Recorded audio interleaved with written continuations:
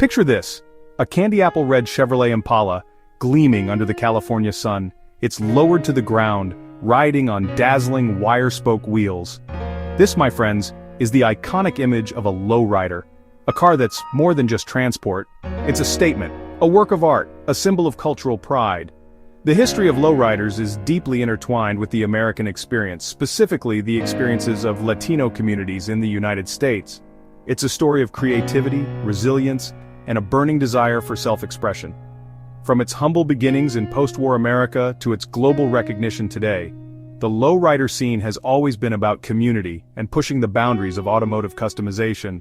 So buckle up as we take a trip down memory lane, exploring the fascinating world of lowriders, their evolution, and their lasting impact on American culture. Our story begins in the 1940s, in the barrios of Southern California. World War II had just ended, and young Latinos, many of whom were veterans, were returning home eager to rebuild their lives. They poured their energy and creativity into customizing their cars, often 1930s and 40s Fords and Chevrolets. These cars weren't about speed or power, they were about style and presence. Lowering the car became a way to make a statement. It was a rejection of mainstream car culture, which often overlooked or marginalized Latino communities. These early lowriders were often called pachucos, a term used to describe a subculture of young Mexican Americans who defied societal norms. Their cars, with their lowered suspensions and flamboyant paint jobs, were a visual representation of their cultural pride and resistance. Now let's talk about the mechanics behind achieving that signature lowrider look. In the early days, lowering a car was a relatively simple affair. Techniques like dropping blocks, literally blocks of wood placed between the axle and frame, and torching, heating the springs to lower the ride height were common. While effective, these methods often compromised ride quality and handling. But hey, who needs comfort when you're cruising down Whittier Boulevard, turning heads with every bounce? As the lowrider scene evolved, so did the technology. The introduction of hydraulic suspension systems in the 1960s revolutionized the game.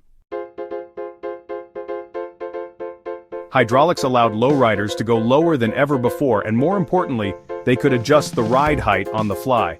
This innovation gave birth to the iconic lowrider hop, a mesmerizing display of automotive acrobatics.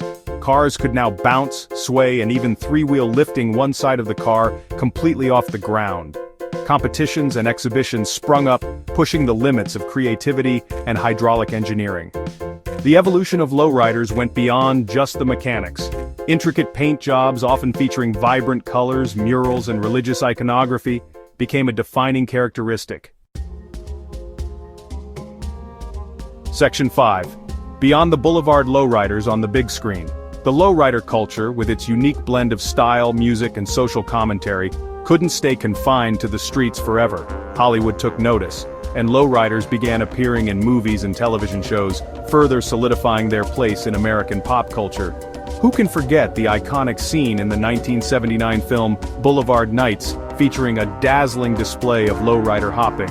Or the sleek, customized cars cruising through the streets of East Los Angeles in the 1993 film Blood In, Blood Out. These films not only showcased the visual spectacle of lowrider culture, but also explored the lives and struggles of the communities from which it emerged.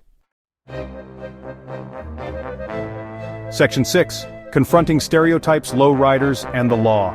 Despite its growing popularity, the lowrider scene faced its share of challenges. Law enforcement agencies, often influenced by negative stereotypes, viewed lowriders with suspicion. In the 1980s, many cities passed ordinances specifically targeting lowriders, banning modifications like hydraulic systems and even limiting how low a car could be.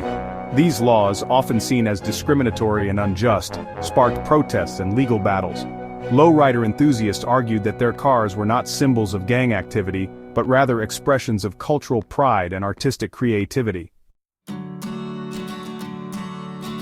Section 7.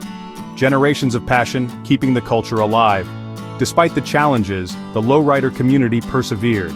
They organized car shows, picnics, and rallies, creating spaces where they could celebrate their passion and share it with the world.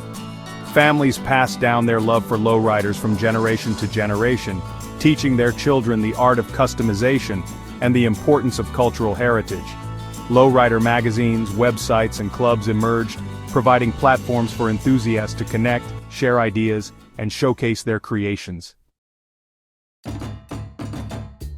Section 8. Lowrider shows and celebrations, a feast for the senses. Attending a lowrider show is an experience like no other. It's a vibrant celebration of art, music, and community. Rows upon rows of gleaming lowriders, each one a unique masterpiece, fill the showgrounds. The air buzzes with excitement as hydraulic systems hiss and whine, lifting cars high into the air, their chrome underbellies reflecting the sunlight. Music, often live bands playing oldies or Latin rhythms, sets the soundtrack for the day. Food vendors offer up delicious traditional treats, adding to the festive atmosphere. Section 9. The legacy rolls on, lowriders in the 21st century.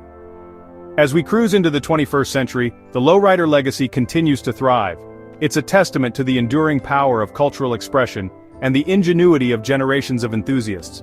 Lowriders are no longer just a Southern California phenomenon. They've become a global phenomenon, with vibrant scenes in Japan, Europe, and throughout Latin America. Today, lowriders are celebrated in museums, art galleries, and even university classrooms.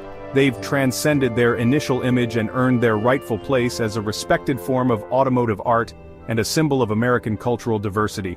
So, the next time you see a lowrider cruising down the street, take a moment to appreciate the history, creativity, and cultural significance embodied in every gleaming curve and custom detail.